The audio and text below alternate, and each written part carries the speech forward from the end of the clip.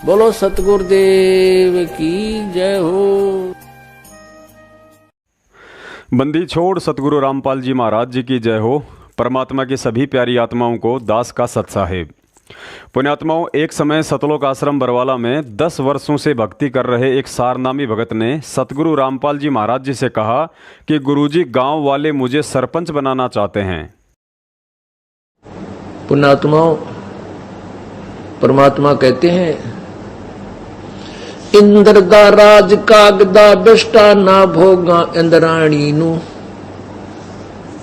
जिसको परमात्मा की सतलोक जाने की जो चाह, उसके सुख से परिचित हो गया, तो वो कहते हैं इंद्र स्वर्ग का राज भी काग की बीट के तुल है हमारे लिए। हमने नहीं चाहिए आग लगे इस राज को। जिसने सतलोक जाना है ये धारणा बनानी पड़ेगी। आराम एक भगत आने बोले, जी गांव में सरपंच बनाओ है मैंने। मैं कुआं पड़ जा किता है सरपंच बने रख तेरा गजब ये रोज ज्ञान सुनावा थरे ते रख फूट के बाद और 10 साल नाम लिए नो लिए। क्यों घर में सुख हो गया, अच्छे ट्रक चलेंगे। गाँव वाले तेने सोचा कर 2 पैसे फालतू लाओगा, अच्छी दारू पे आओगा। मैं बोला कुआं पड़ जाए इसका अच्छा था ना जी, मत आज्ञा लेना है, मैं नहीं उखड़ा हूंगा। फिर मैं इतना पूछ भी कैसे लिया मेरे तेरा गजब हुई। तो पुण्यात्माओं, इस काल का भयंकर जाल है, इससे बचना पड़ेगा। आपने इस ज्ञान को आधार बनाना पड़ेगा। पुण्यात्माओं, गुरु जी के एक एक शब्द और सत्संग में बड़ी गहराई और गूढ़ संकेत छिपे हैं। इस 1 मिनट के सत्संग ने मनमुखी सतलोक आश्रम मैनेजमेंट हरियाणा, फर्जी नामदान संचालकों और कोऑर्डिनेटर को पूरी तरह से नंगा करके अज्ञानी और पाखंडी साबित कर दिया है, जिन्होंने काल प्रेरणा से गुरुजी का आदेश बताकर उनकी प्यारी आत्माओं से 2019 के लोकसभा चुनाव में राजनीतिक पार्टियों को वोट डलवाकर उनकी बनी बनाई भक्ति का सत्यानाश करवा डाला। इस सत्संग में जब उस सारनामी भगत ने गुरुजी से सरपंच बनने की बात कही तो गुरुजी ने स्पष्ट मना कर दिया कि इससे अच्छा तो कुएं में पड़ जाता। फिर उस भगत ने कहा कि गुरुजी, मैं तो केवल आपकी आज्ञा लेने आया था। तो गुरुजी ने कहा कि तूने मेरे से पूछ भी कैसे लिया? 10 साल से इतना ज्ञान सुनने के बाद भी तूने ये कैसे सोच लिया कि गुरुजी मुझे सरपंच बनाकर राजनीति में जाने का आदेश दे सकते हैं? पुण्यात्माओं, समझदार भगत को संकेत ही काफी होता है। अब आप स्वयं निर्णय कर लेना कि सतलोक आश्रम मैनेजमेंट हरियाणा के पीछे चलकर आप नरक के रास्ते पर जा रहे हो या सतलोक के। आज का ये वीडियो एक भगत के लिए मुर्दे में प्राण डालने जैसा है, क्योंकि यह वीडियो विशेष तौर से सतगुरु रामपाल जी महाराज जी द्वारा बताई गई यथार्थ भक्ति विधि और मर्यादाओं को लेकर बनाया गया है। क्योंकि जो सतलोक आश्रम मैनेजमेंट हरियाणा नामदान संचालक, कोऑर्डिनेटर और गुरुजी के कलयुगी परिवार वाले जब स्वयं ही भक्ति मर्यादाओं से दूर होकर मनमाना आचरण कर रहे हैं, तो भला उन भोली आत्माओं को कहां से सही रास्ता दिखा देंगे जो जाने अनजाने में फर्जी नामदान केंद्र से नाम दीक्षा ले रहे हैं। सतलोक आश्रम बरवाला में सतगुरु रामपाल जी महाराज जी के छोटे भाई महेंद्र ने अपने आप को सेकंड सतगुरु समझते हुए मनमुखी रूप से आश्रम के मुख्य गेट के पास एक कमरे में बैठकर भक्तों की शंकाओं का समाधान करने का ठेका ले रखा था। जबकि गुरुजी हमेशा सत्संगों में हमें संकेत किया करते थे कि बच्चों, यदि आपके मन में कोई शंका उत्पन्न होती है तो उसका एक ही समाधान है कि आप लगातार ध्यान से सत्संग सुनते रहिए। आपकी हर शंकाओं का समाधान सत्संग से ही निकल कर आएगा। उन्होंने कभी भी संगत में ये नहीं कहा कि मैंने आपकी शंकाओं के समाधान के लिए मेरे छोटे भाई महेंद्र को मेन गेट के पास एक कमरे में एसी लगाकर बैठा रखा है। सुनिए यह अनमोल सत्संग, जिसमें गुरुजी ने शंका समाधान के लिए ध्यान से सत्संग सुनकर ज्ञान को आधार बनाने के लिए ही कहा है। वरना ये भी कह सकते थे कि मेन गेट के पास मेरा भाई बैठता है, सत्संग समाप्ति के बाद उससे अपने शंकाओं का समाधान करवा लिया करो। तो क्या बताते हैं कि जेता अंजन आंजिए चश्मों में चमकंत।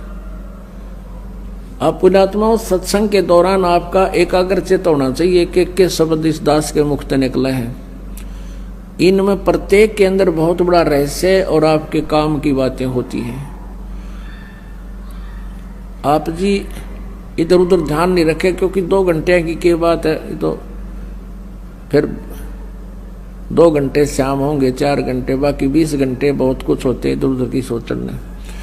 तो अब जैसे ये कई बार बताते हैं, कई भक्तों को शंकाएं भी रह जाती हैं। प्रत्येक को इंडिविजुअली नहीं बताया जा सकता, ना समाधान किया जा सकता। सत्संग इसलिए किया जाता है सामूहिक तौर पर आपको कुछ ऐसे गूढ़ रहस्य भी साथ में बताए जाते हैं जो आपको आवश्यक है। पुण्यात्माओं, सत भक्ति की यथार्थ विधि या तो सतगुरु स्वयं ही बताता है या फिर ध्यान से सुने जाएं तो उनके सत्संगों से ही पता चलता है कि भक्ति के विषय में शिष्य के लिए गुरु की तरफ से क्या आदेश व निर्देश होते हैं। आज 2014 के बाद मनमुखी सतलोक आश्रम मैनेजमेंट हरियाणा के फर्जी नामदान केंद्रों से जुड़े भगत भाई बहनों के साथ सबसे बड़ी समस्या यही है कि उन्हें ना ही तो सही तरीके से भक्ति विधि के विषय में बताया जाता है और ना ही मर्यादाओं के विषय में। उन्हें नाम दीक्षा देकर सबसे पहले यही गुट्टी पिलाई जाती है कि अब आपको दूसरा मंत्र सतनाम लेने के लिए 4 हाजिरी इशार की करनी पड़ेंगी, 2100 रुपए की ज्योति और 15,000 रुपए का पाठ करवाना होता है। महीने में आपको कम से कम 5 पुस्तकों की सेवा करनी है। ट्रू वीडियो चैनल पर पवन दास के वीडियो मत देखना, नहीं तो नाम खंड हो जाएगा और आपको फिर से नाम लेने के लिए 4 हाजिरी हिसार की लगानी पड़ेंगी। आज जितने भी लोग, चाहे वे सतलोक आश्रम मैनेजमेंट हरियाणा वाले हों, चाहे उनके पीछे लगे हुए कोऑर्डिनेटर या नामदान संचालक हों, उनकी दुर्बुद्धि का मुख्य कारण यही है कि उन्होंने इस भक्ति मार्ग में गुरुजी द्वारा बताई गई विधि से भक्ति कम और अपनी मनमानियां अधिक की हैं, जिसका नतीजा यह निकला कि काल ने उनके सिर पर बैठकर गुरु को भगवान नहीं मानने दिया। मेरा विश्वास है जो भी भगत भाई बहन सतगुरु रामपाल जी महाराज जी द्वारा बताई गई विधि से भक्ति करने लग जाएगा, उसके बाद उसे अलग ही आत्मिक शांति का अनुभव होगा। फिर उसे ना ही तो नामखंड का भय रहेगा और ना ही इशार के चक्कर काटने पड़ेंगे, ना ही मूर्खों की तरह जगह जगह जाकर रक्तदान करना पड़ेगा और ना ही देहदान, ना ही उसे गुरुजी के आने तक कहीं पाठ के पैसे जमा करवाने की जरूरत पड़ेगी और ना ही किसी कोऑर्डिनेटर और नामदान संचालक की गुलामी की। उसे यह भी पता चल जाएगा कि संत रामपाल जी महाराज जी का भगत होकर इस भक्ति मार्ग में यदि किसी को बैसाखियों अर्थात कोऑर्डिनेटर, नामदान संचालक या गुरुजी के कलयुगी परिवार वालों की आवश्यकता महसूस होती है तो वह भगत नहीं बल्कि अपंग व्यक्ति है। आइए अब जानते हैं सतगुरु रामपाल जी महाराज जी द्वारा बताई गई यथार्थ भक्ति विधि के विषय में। संत रामपाल जी महाराज जी ने बताया कि भक्ति पर लगने से पहले साधक को सबसे पहले यह सुनिश्चित करके आश्वस्त हो जाना चाहिए कि उसे जो गुरु और भक्ति मिली है वे दोनों शास्त्र प्रमाणित हैं या फिर परंपरा आधारित हैं। संत रामपाल जी महाराज जी ने जो भक्ति बताई है उस भक्ति में दुनिया का कोई भी धर्मशास्त्र और मंडलेश्वर सुई के नोक जितनी खोट निकालने में भी सक्षम नहीं है। इसके उलट दुनिया भर के सभी धर्मशास्त्रों को खोलकर संत रामपाल जी महाराज जी ने यह दिखा भी दिया और साबित भी कर दिया कि आज की तारीख में इस पूरे विश्व में कोई भी ऐसा धर्मगुरु नहीं है जो भगत समाज को सुई के नोक जितनी भी शास्त्र प्रमाणित और सत्य साधना करवा रहा हो या उसे स्वयं कोई ज्ञान हो। बाकी महिमा की भूख में कालग्रास के लिए करोड़ 2 करोड़ चेले बनाकर अपने आप को संत महंत मंडलेश्वर और शंकराचार्य समझ बैठे बच्चों की तो बात ही छोड़ दीजिए।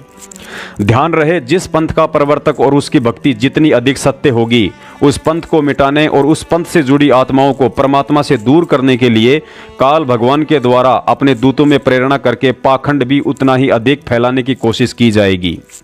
लेकिन भक्ति में पाखंड और पाखंडियों से बचने व लड़ने के विषय में परमात्मा ने एक विधि बताई है कि बज्रबान की बोऊ बाड़ी सतगुरु संत जीत है राड़ी।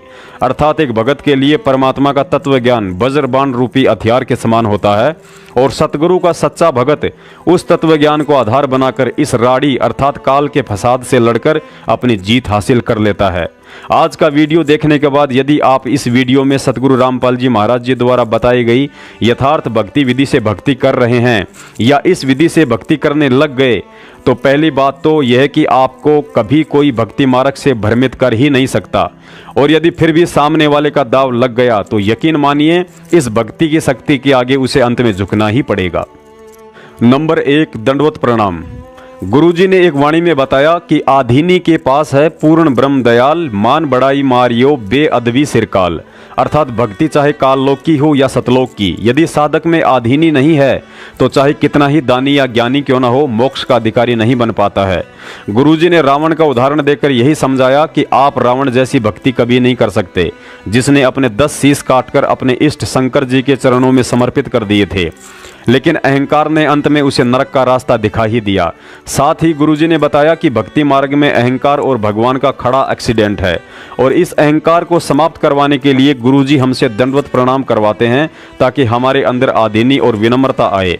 आज 70% संगत उस विधि से दंडवत प्रणाम नहीं कर रही है जिस विधि से सतगुरु रामपाल जी महाराज जी ने स्वयं करके दिखाया है और हमें करने के निर्देश दिए हैं। दंडवत प्रणाम करने की सही विधि सन 2013 में सतगुरु रामपाल जी महाराज जी ने अपने कर कमलों से लिखी यथार्थ भक्तिबोध पुस्तक के पेज नंबर 13 पर लिखकर समझाया है।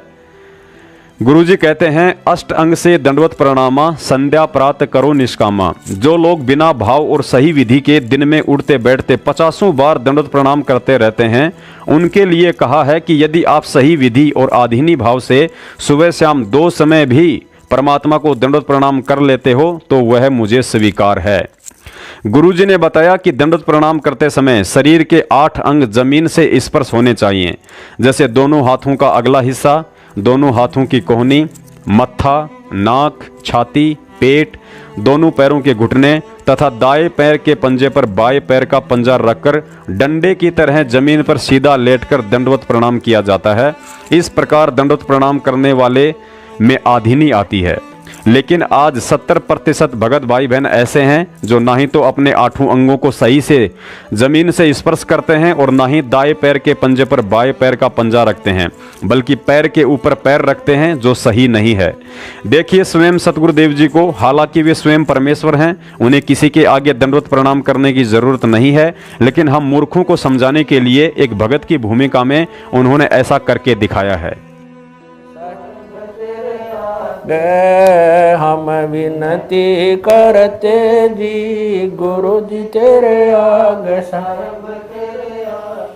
मारे उआ पाठ पर काश बधाई मैं बाटूंगी, मारे उआ पाठ पर काश बधाई मैं।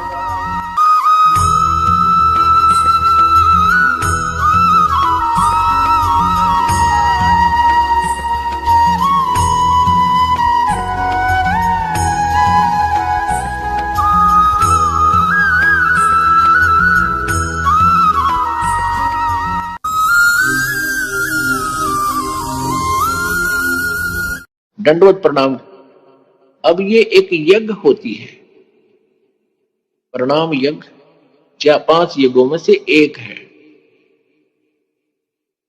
अब दंडवत करने का उद्देश्य क्या है कि इस अहंकार रूपी राक्षस को खत्म करें, और वो तरह होया नहीं, अब फिर नो का नो बीज उग गया। परमात्मा कहते हैं, जय गोपाल दंडवत कर और पैरा पड़ प्रणाम, दुआ करो दिल पाक से, असला असली सलाम। वैसे तो चाहे तुम कुछ भी करते रहो, जय गोपाल कुछ नाम लेते रहो, और वैसे भी दंडवत प्रणाम, पैरा पड़ प्रणाम। अगर हृदय से विनम्रता से आपके अंदर विनम्रता नहीं है, वह कोई लाभ नहीं। पर दुआ करो दिल पाक से,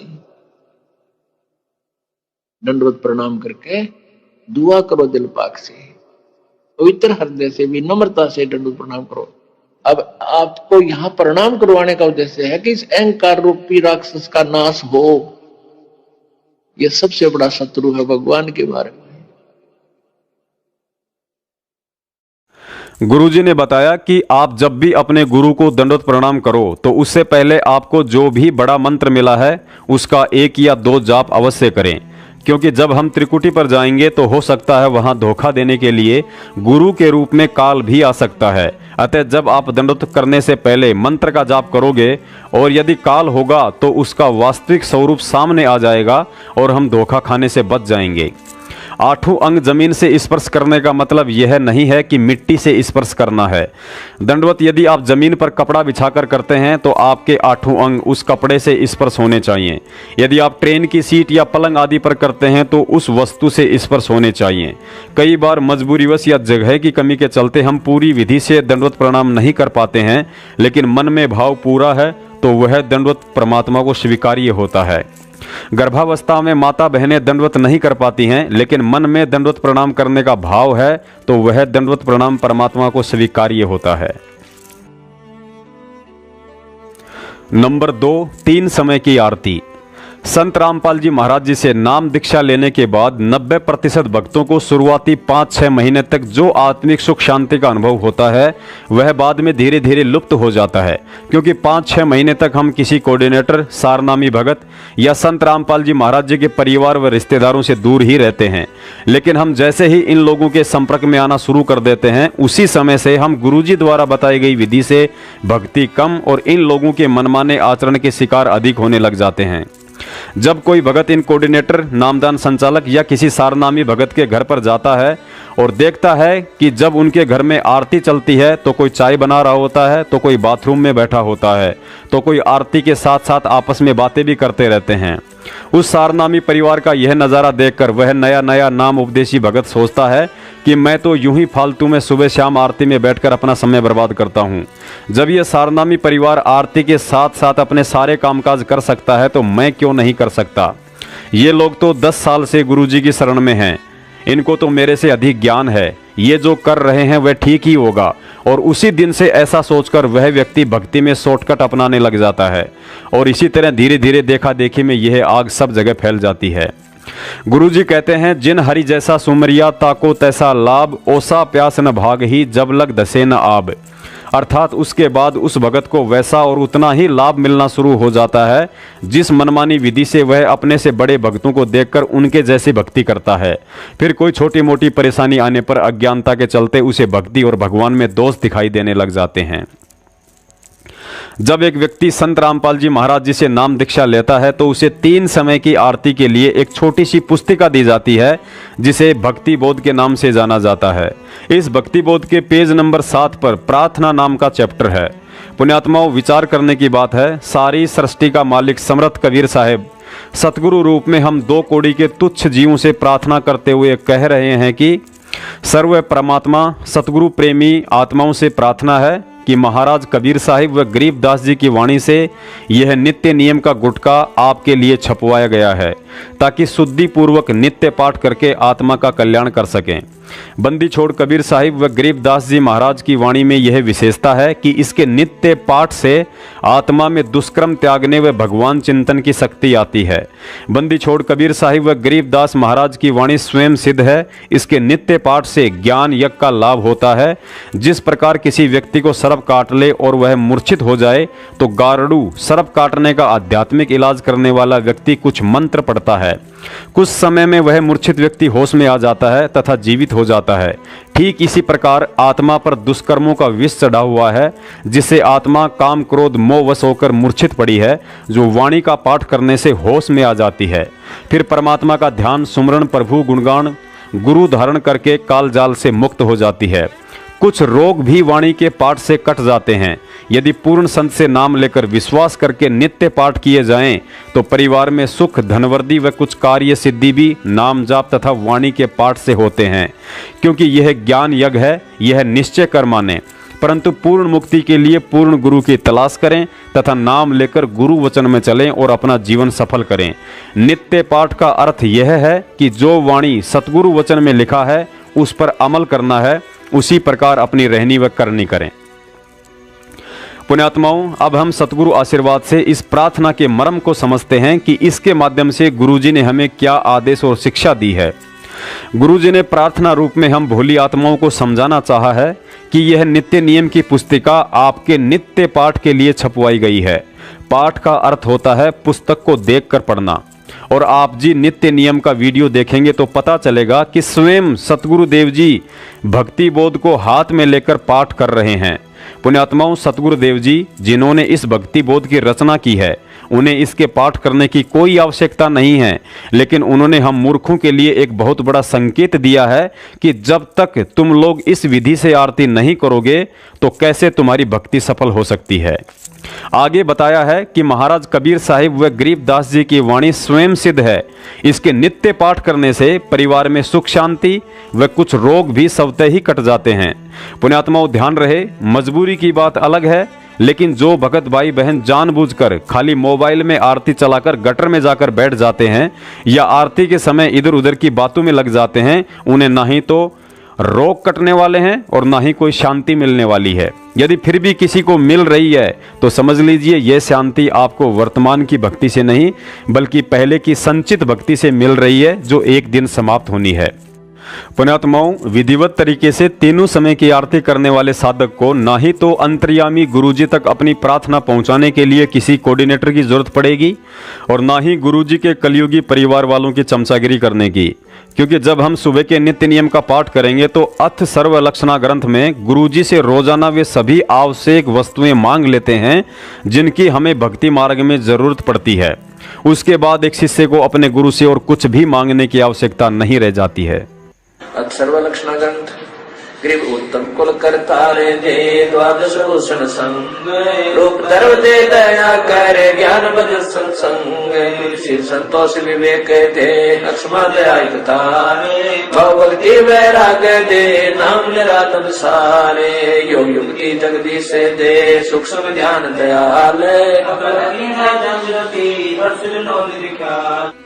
ठीक इसी तरह जब हम संध्या आरती का विधिवत तरीके से पाठ करते हैं तो हम अपनी जाने अनजाने में की गई दैनिक और जन्म जन्मांतरों की सभी गलतियों व पाप कर्मों की रोजाना समायाचना करते हैं। और जब तक हम समायाचना नहीं करेंगे तो हमारे पाप कर्म कैसे हल्के हो सकते हैं। अतः किसी दिन अचानक दुखों का पहाड़ टूटने के कारण गुरुजी के आगे रोने से बेहतर है कि हम रोज संध्या आरती करके उनसे समायाचना मांगते रहें, ताकि किसी दिन अचानक गिरने वाले दुखों के पहाड़ से बचा जा सके।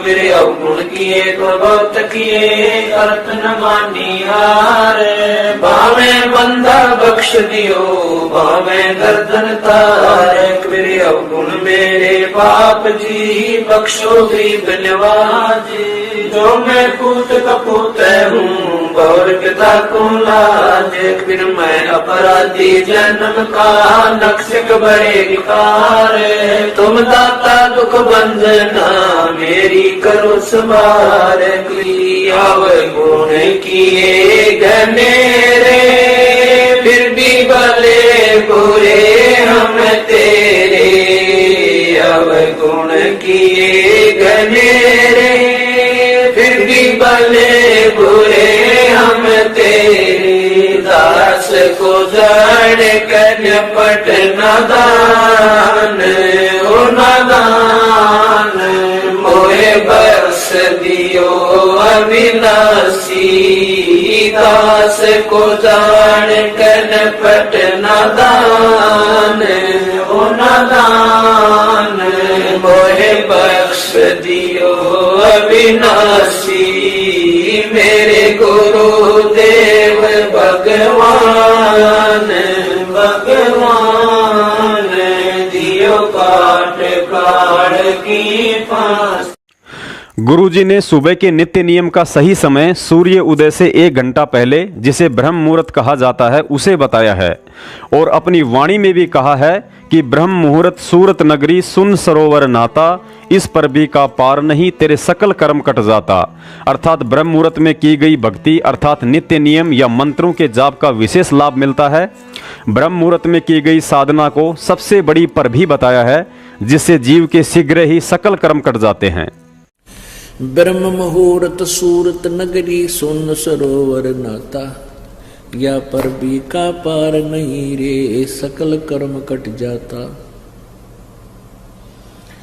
सुरत नरत मन पवन बंद कर मेरे दंड चढ़ जाता। सहस कमल दल फूल रहे हैं अमी महारस खाता। जहां अलख निरंजन जोगी बैठा जहां से रहा न भाता।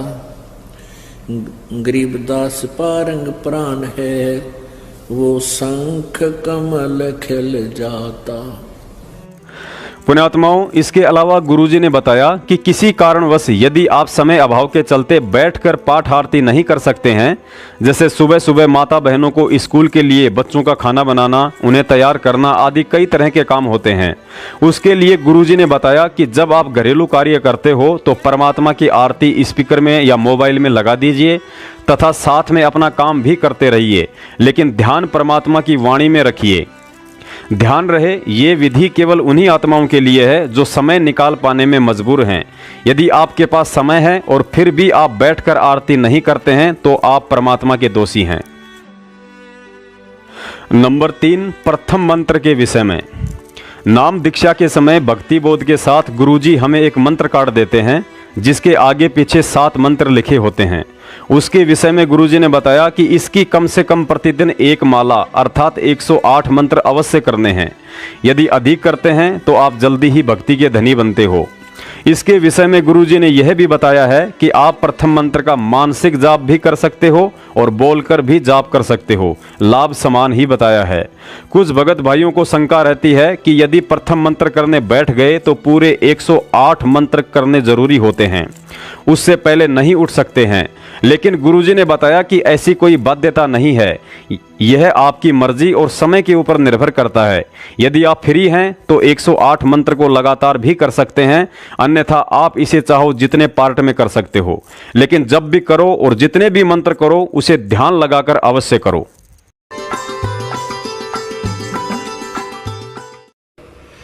इब हम रेल बढ़ा जहाँ मंत्र की no no no no no देखिए ना नो कतु नो बता कि इधर रेल छूटे है, आराम से करे बैठ के, चाहे थोड़ा कर ले पर करे प्यार ते। 108 मंत्र बताए आपको करने के लिए, इसने सारा दिन में कर ले, चाहे 6 बार में पार्ट कर ले इसके, हैं मतलब 10 पे एक बार कर ले, 10 फेर कर ले कति जचा के, फिर इस मन ने छोड़ दे ले, खा ले धक्के कित सोचेगा तुम, फिर ये शर्माने लग जाएगा, थोड़े दिन में अपने आप सेट होने लग जाएगा। तो ऐसे कसक के साथ करें इस मंत्र को। पुण्यात्माओं, पुरानी परंपराओं के चलते कुछ भगत भाई बहन सोचते हैं कि यदि सुबह नहा धोकर आरती या मंत्र किए जाएं तो उत्तम रहता है, लेकिन गुरुजी ने बताया कि आरती या मंत्र करने के लिए शारीरिक शुद्धि से आत्मिक शुद्धि ज्यादा महत्व रखती है। परमात्मा कहते हैं, नहाए धोए क्या होत है जो मन का मैल न जाए, मीन सदा जल में रहे पर तन की बांस न जाए। यदि नहाने से ही शुद्धता होती है तो जन्म से ही जल में रहने वाली मछली के शरीर से इतनी दुर्गंध नहीं आनी चाहिए थी। कहने का मतलब है नहाना धोना अच्छी बात है, अन्यथा परमात्मा की सत भक्ति में ऐसा कोई नियम नहीं है। हाँ, गुरुजी का यह आदेश जरूर है कि जब भी आप आरती करो तो अपने हाथ पांव को जल से अवश्य साफ कर लिया करो, ताकि हम भक्तों के लिए कबीर सागर से भी ज्यादा पवित्र व आदरणीय ग्रंथ भक्ति बोध को गंदे हाथ ना लगें। नंबर 4, चरणा अमृत और प्रसाद राम के विषय में। नाम दीक्षा के बाद गुरुजी हमें एक चरणामृत की शीशी और एक प्रसाद की थैली देते हैं, लेकिन हम में से ज़्यादातर भगत भाई बहन ये सोचकर उसका कम ही सेवन करते हैं कि ये कहीं ख़त्म ना हो जाए, लेकिन ऐसा नहीं है। जिस प्रकार गुरुजी ने हमें प्रतिदिन पाठ करने के लिए आरती दी है, ठीक उसी तरह चरणा अमृत और प्रसाद दिया है जिसका हमें नित्य सेवन करना है। भक्ति बोध के पेज नंबर 23 पर गुरु चरणामृत के महात्म्य में गुरुजी ने लिखा है कि कोटिक तीर्थ सब कर आवे, गुरु चरणाफल तुरंत ही पावे, चरणा अमृत कदाचित पावे, 84 कटे लोक सिंधावे।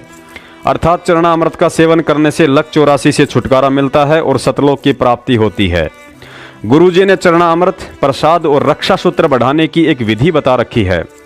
आप 1, 2 या 5 लीटर की बोतल में शुद्ध पानी भरकर उसमें एक ढक्कन या एक बूंद भी चरणा अमृत की डाल देते हैं तो वह सारा का सारा जल चरणा अमृत बन जाता है।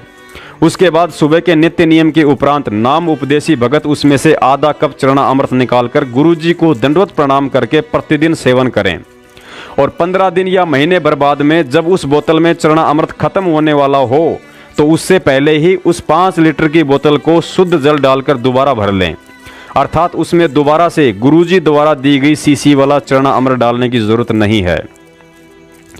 ठीक इसी तरह प्रसाद के साथ करना है। सुबह, दोपहर और संध्या आरती के बाद स्वयं भी थोड़ा थोड़ा प्रसाद लें और अन्य उपदेशी को भी दें। आप बाजार से 1 किलो मखाना प्रसाद लेकर आ जाएं, उसमें गुरुजी द्वारा दिए गए प्रसाद के 8-10 दाने डालकर एक डब्बे में भर लें और जब वह खत्म होने वाला हो तो बाजार से 1 किलो मखाना लेकर उस डिब्बे में पुनः डाल दें। इस प्रकार आपको बार बार गुरुजी द्वारा दिया गया प्रसाद डालने की जरूरत नहीं पड़ेगी। यही स्थिति रक्षा सूत्र की है।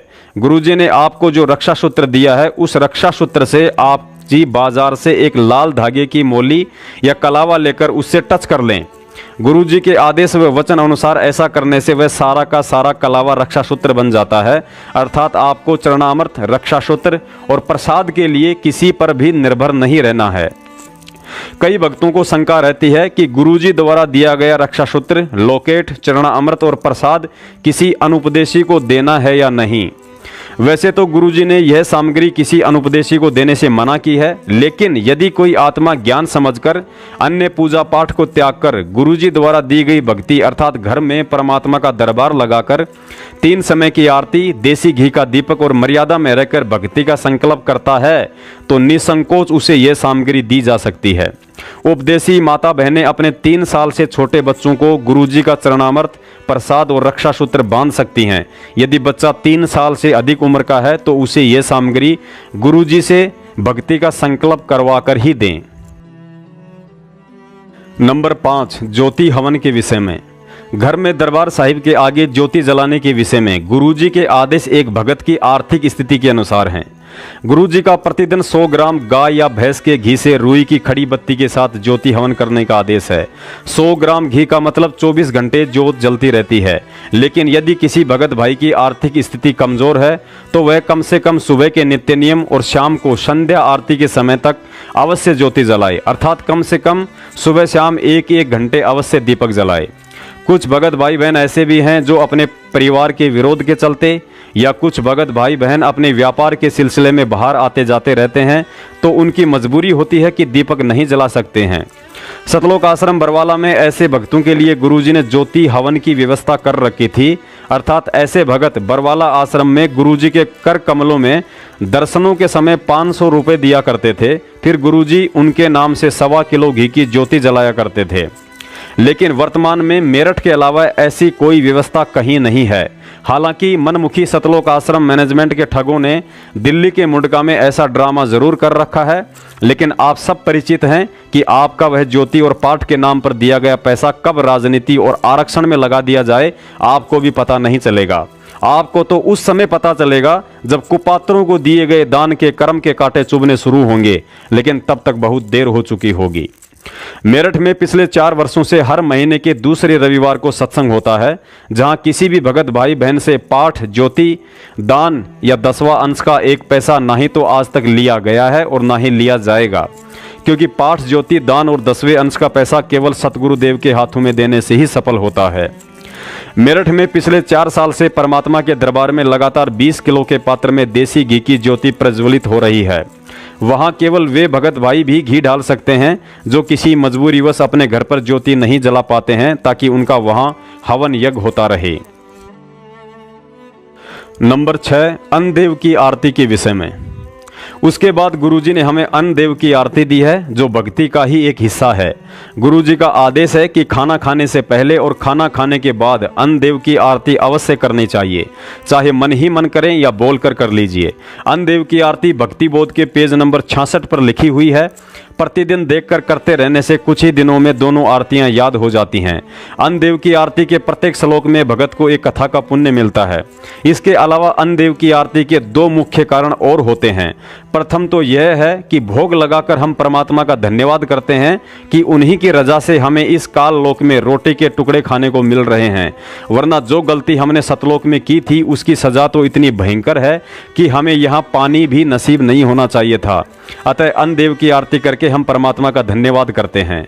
दूसरा कारण यह है कि हम जिस गंदे लोक में रहते हैं यहाँ की हर वस्तु गंदी है, लेकिन परमात्मा को भोग लगाने और अन्न देव की आरती करने के बाद यदि भोजन में कुछ दोष हुआ तो वह दूषित भोजन भी उसी तरह अमृत बन जाता है जैसे मीराबाई के हाथ में जहर का प्याला अमृत बन गया था। नंबर 7, सतनाम और सारनाम के विषय में। सतनाम और सारनाम के विषय में दास विशेषकर उन सभी पुण्यात्माओं से प्रार्थना करना चाहेगा जिन्होंने बरवाला कांड 2014 के बाद मनमुखी सतलोक आश्रम मैनेजमेंट हरियाणा के द्वारा गांव-गांव और शहर-शहर में खोले गए फर्जी नामदान केंद्रों से नाम ले चुकी हैं।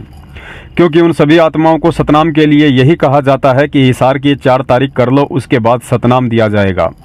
और जो आत्माएं 2014 से पहले नाम दीक्षित हैं, उन्हें भी यही पाठ पढ़ाया जाता है कि आप अपने अपने नाम दीक्षा फार्म नामदान केंद्रों पर जमा करवा दो, उसके बाद आप सभी को सार नाम दिया जाएगा। पुण्यात्माओं, यह सतनाम और सारनाम कोई आलू टमाटर नहीं है जो हिसार के 4 चक्कर काटते ही मिल जाएगा, बल्कि इस दुनिया की सबसे अनमोल और कीमती वस्तु है। सतनाम और सारनाम केवल उसी आत्मा को दिया जाता है जो उस नाम के योग्य हो जाती है, लेकिन फर्जी नामदान संचालकों के द्वारा तो 4 हाजिरी का नियम बनाकर इस नाम की गुणवत्ता और महत्वता को मिट्टी में मिलाया जा रहा है। जब तक आप मर्यादा में रहते हुए प्रथम मंत्र की भक्ति पूरी नहीं कर लेते हैं, तब तक आप सतनाम के लायक नहीं बनते हैं, और जब तक आप सतनाम की भक्ति पूरी नहीं कर लेते हैं, तब तक आप सारनाम के लायक नहीं बनते हैं। और आपके प्रथम मंत्र और सतनाम की भक्ति आदि है या पूरी हो चुकी है, इसका आकलन करने में स्वयं सतगुरु रामपाल जी महाराज जी के अलावा इस सृष्टि में अन्य कोई भी सक्षम नहीं है।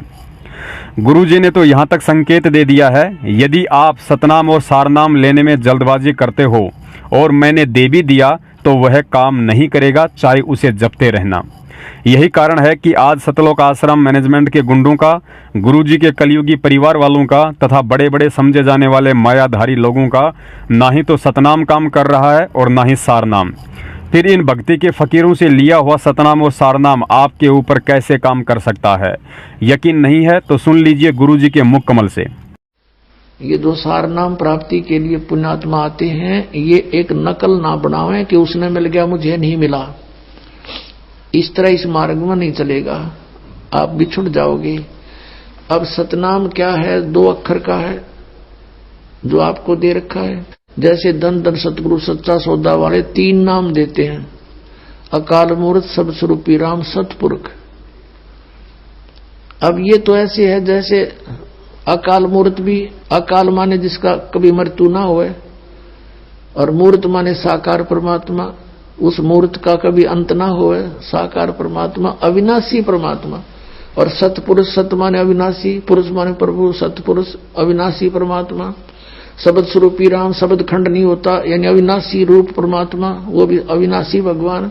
तो इन तीनों का अर्थ एक ही है। जैसे जल पानी नीर, जल पानी नीर करते रहो, इससे क्या लाभ होगा? वो जल मिले कैसे, वो सतपुरुष मिले कैसे, अकाल मूर्त मिले कैसे? वो उसका प्रोसीजर न्यारा है। जैसे हैंड पंप लगाना पड़ता है जल प्राप्ति के लिए, तो सतनाम का 2 अक्षर का काम तो बोकी मारने का और पाइप नीचे ले जाने का, इतना समझो। और इसके बिना सार नाम काम नहीं करे, और सार नाम के बिना या बोकी काम नहीं करे। पानी तक पहुंच भी गई, जल तक। और एंड पंप यो सार नाम है ऊपर, वो मशीन बना बांध कर ऐसे घुमाते हैं, वो भी जाप करने का है, उसकी भी अभ्यास करना है। तो ये सारा कुछ मिलकर तीनों 2 अक्षर का काम समझ लो। पानी तक पहुंच गए, जल तक पहुंच गए। जल तक पहुंचने के बाद फिर हैंड पंप लगाना अनिवार्य है ना, उस बिना भी व्यर्थ है, वो सारी मेहनत व्यर्थ गई। और हैंड पंप उस समय लगेगा जब आपका वो पाइप जल तक पहुंच चुका होगा, उससे पहले लगाया नहीं जा सकता। तो जितनी आप साधना करते रहोगे मर्यादा में रहकर, तब आप उस निकट पहुंचोगे, उस स्थान पे जहां जल है। और फिर ये सारनाम एक हैंडपंप, ऊपर मशीन बांधनी है, वो तो बहुत बाद की बातें हैं। और जब तक वो नहीं होगी, कोई कहता लगा दे मशीन मेरे ना हैंडपंप के, मिस्त्री मना करेगा कि अभी जल तक पहुंचा नहीं है, तो मूर्ख होगा जो नु कहा तो लगा दे मेरा हैंडपंप, देखी जाएगी। फिर क्या देखेगा, उसमें घुमाया जाना, उसको कुछ भी नहीं आना उसमें। तो पुण्यात्मा, जब ये दास उचित समझेगा कि आप कि इस 2 मंत्र के अक्षर की कमाई पूरी होगी है, तभी सार नाम दिया जाएगा, तभी यो काम करेगा। वैसे दे भी दूंगा तो झप्पे जाइए, कोई लाभ नहीं। तो इसमें जल्दी नहीं मचावे। आपके लिए है यू दास ने और क्या काम करना। यूनिवर्सिटी खोल ली है तो सर्टिफिकेट भी, डिग्री भी आपको देनी ही देनी है, पर जो फेल हो गया उसने क्यों कर देंगे?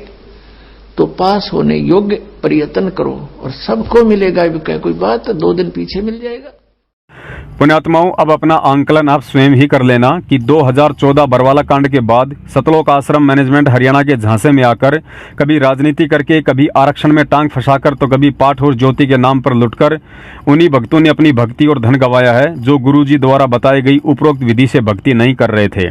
और जो भगत भाई बहन गुरुजी द्वारा बताई गई विधि से भक्ति कर रहे थे वे राजनीति और आरक्षण की बिरानी आग में जलने से दूर ही रहे हैं। परमात्मा कहते हैं, जो बच्चा गऊ की नज़र में यूं साई को संत, भक्तों के पीछे फिरे वो भक्त वत्सल भगवंत। अर्थात भगवान केवल अपने उन्हीं बच्चों के साथ साई की तरह रहता है जो उनके द्वारा बताई गई मर्यादित विधि से भक्ति मार्ग पर चलते रहते हैं। कबीर साहिब जी की एक वाणी है, 5 पहर धंधे गया, 3 पहर गया सोए, 1 पहर हरि नाम बिना तेरी मुक्ति कहाँ से होए। आज की तारीख में इस दुनिया में संत रामपाल जी महाराज जी और उनके द्वारा चलाए गए यथार्थ 13वें कबीर पंथ के अलावा एक भी ऐसा पंथ या संत आपको दुनिया में कहीं नजर नहीं आएगा जो इस वाणी के अनुसार 1 पहर यानी 3 घंटे की भक्ति साधना करवा रहा हो। पुण्यात्माओं, ऐसे ऐसे अनमोल उदाहरण देखकर आपका विश्वास दृढ़ हो जाना चाहिए कि हमारा सामाजिक और आध्यात्मिक जीवन सुरक्षित हाथों में है। कबीर 5 पहर धंधे गया और 3 पहर रया सोए, 1 पैर हरि ना भजा फिर मुक्ति कहाँ से होए। 8 पहर 24 घंटे को 8 पहर में, पहले 8 पहर होती थी 24 घंटे की। अब परमात्मा कहते हैं तो 1 पैर में 1 पैर में 3 घंटे हो गए।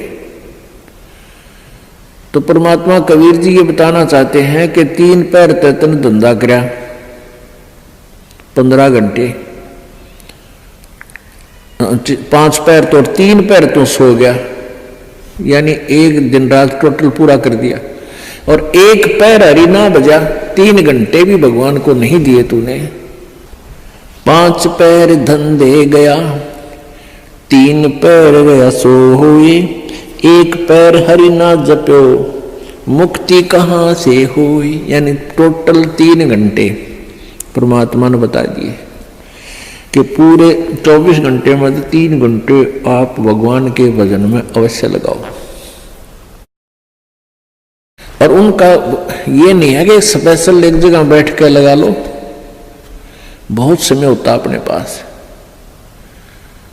जैसे आप जी कोई मजदूरी के लिए जाते हो, घर से वहां तक घंटा 1 लगे, मालिक का सिमरण करता जा। बस में बैठकर जा रहे हो कहीं काम, बस वहां भक्ति करें। खेतों में जा रहे हो, खेतों से घर से लेकर वहां तक जो खूब भक्ति करे, अपना मंत्र ने याद रखे। और बहुत से ऐसे कार्य हैं जो काम करते करते भी हम भगवान की भक्ति कर सकते हैं। जैसे खेत में आली हल जोतता है, हमने देखे पहले ही आली में लक्ष्मी चंद की रागनी गाए जाते, हल भी जोड़े जाते। तो वह भगवान की भक्ति भी करे, कभी आरती करने लग जाए, कभी भगवान की वाणी बोलने लग जाए। कोई फिल्मी गाने गावा है, कोई और बकवास सोच रहा है। तो इस प्रकार हमने अपना सुमन में 3 घंटे का समय निकालना चाहिए। जैसे सुबह का नित्यनेम पौना घंटा लगता है, 15 मिनट की असुर निकंदन रामायणी 1 घंटा तो हो गया। आज 35 मिनट की आरती होती है, 1.5 घंटा, बाकी 1.5 घंटा आपका सिमरन भी हो जाना। सिमरन आध घंटा मंत्र, 1 घंटे का श्वास का सिमरन। तो इतना भी आप कंटिन्यू कर लोगे तो भी आपका बेड़ा पार हो जाएगा। ये सत्कर्म मान ली। पुण्यात्माओं, नाज करो अपने भाग्य पर जो इस कामी क्रोधी और लालची दुनिया की भीड़ में सतगुरु ने हमारा हाथ पकड़ लिया है। सच्चा सत्संग मिल गया है, सच्ची भक्ति और मंत्र मिल गए हैं। कहने का मतलब है कि बिल्ली के भाग का छीका टूट गया है। गुरुजी ने बताया कि इस जीव आत्मा का ऐसा दाव असंख्य कल्प युगों के बाद बड़ी मुश्किल से लगता है। हमारा कलयुग की पिछली पीढ़ी में ऐसे समय में जन्म होना जिस समय परमेश्वर सतगुरु रामपाल जी महाराज सशरीर हों। इस समय की महत्वता को शब्दों में बयान करना किसी के लिए भी बेहद मुश्किल है, क्योंकि उपरोक्त विधि से 3 घंटे की मर्यादित भक्ति करने वाली आत्माओं के लिए यह अंतिम मानव जन्म है। और इस बात को गुरुजी के इस सत्संग से ज्यादा दुनिया में कोई नहीं समझा सकता है। कहते हैं जब भी दाव लग जाए उसी समय पीछा छुटवा ले। एक बार एक भगत साधना कर रहा था, एक संत पीपल के पेड़ के नीचे बैठ के, और कुछ बहनें जा रही थी। उनसे पूछा, बहनों कहाँ जा रही हो तुम? कहने लगे एक ऋषि के पास जा रहे हैं और वो भूत भविष्य की सारी जानता है। तो उसने कहा कि मेरे बारे में बहनों पूछ के आना, मेरा मोक्ष कितने जन्म में हो जाएगा? अच्छा भाई पूछ के आवेंगे, तेरी भी पता कराएंगे। तो अपनी बातचीत करके उसने उस ऋषि से कहा, जानने वाले से, कि जी ऐसे ऐसे एक साधक है, उसकी एक प्रार्थना है, उसका मोक्ष कितने जन्म में होगा? तो उस भविष्य वक्ता ने बताया कि जितने पीपल के पेड़ के पत्ते हैं इतने जन्मों में उसका मोक्ष होगा।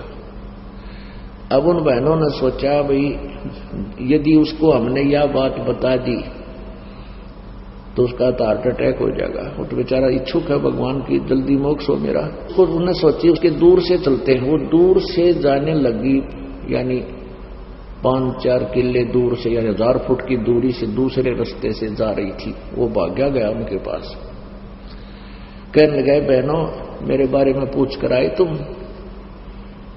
वो कहने लगी, भाई पूछता है पर बाबा जी तू सहन नहीं कर सकता, अगना बहन बता दो, जो भी बताई है मुझे बता दो। वो कहने लगी, भाई जिस पेड़ के नीचे तू बैठा है ना, पीपल के पेड़ के, यूं बताया कि उसके जितने पत्ते हैं इतने जन्मा में तेरा मोक्ष होगा। वो तो डांस करने लग गया, नाचे न बोले बे बुलाओ थारा। तो बोले, रे तू हंस नाच क्यों रहा है, तुम डरोना चाहिए था कि नहीं, कम से कम अंत तक आ गया। अगर इस पीपल के पत्ते जितने हैं इतने दिन में तो होगा, मोक्ष तो होगा मेरा। कहने का भाव यह है, पुण्यात्माओं हमने इतने धक्के खट्टन हो लिए और अब परमात्मा ने यह संतोष दिलाया था उस समय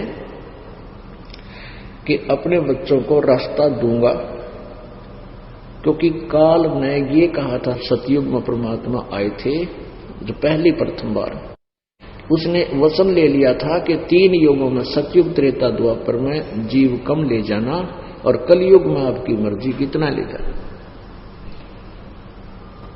तो परमात्मा ने ये सोचा था कि अब कलयुग में ही इनका मोक्ष करूंगा। तो पुण्यात्मा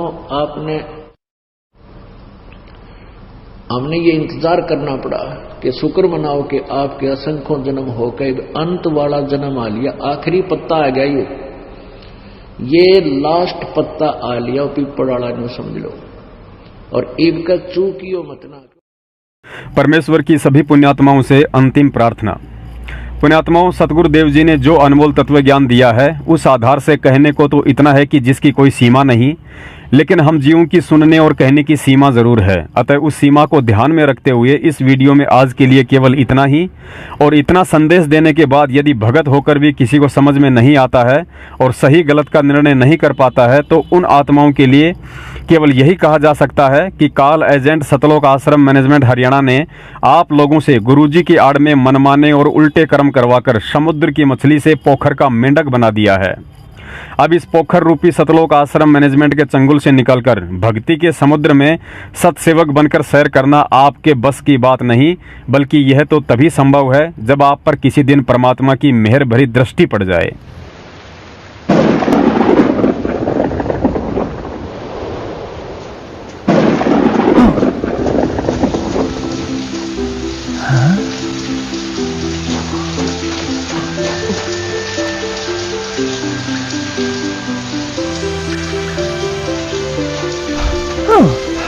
हेलो, तुम यहाँ घूमने आए हो? हाँ भाई, मैं तो बस यहाँ से गुजर रहा था, तभी अचानक बारिश आ गई। अरे परेशान मत हो दोस्त, तुम सही जगह आए हो। मैं तो यहाँ इस तालाब में रहता हूँ, आओ देखो।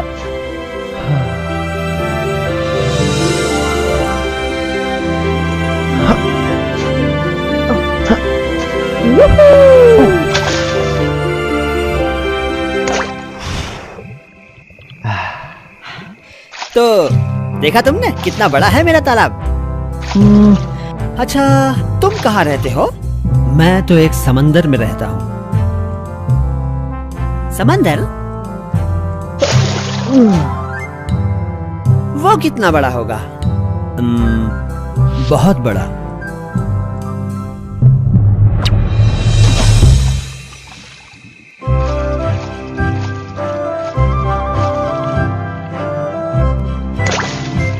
क्या तुम्हारा समंदर इतना बड़ा है? नहीं, इससे बड़ा। तो क्या तुम्हारा समंदर इतना बड़ा है? इतना बड़ा? इतना बड़ा?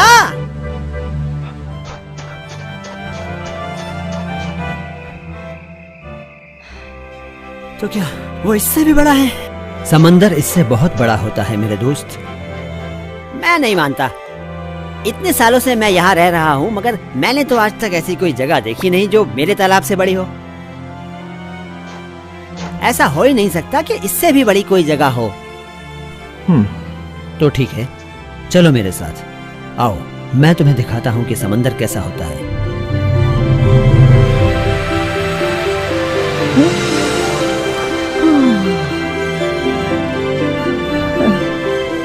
माफ करना मेरे दोस्त।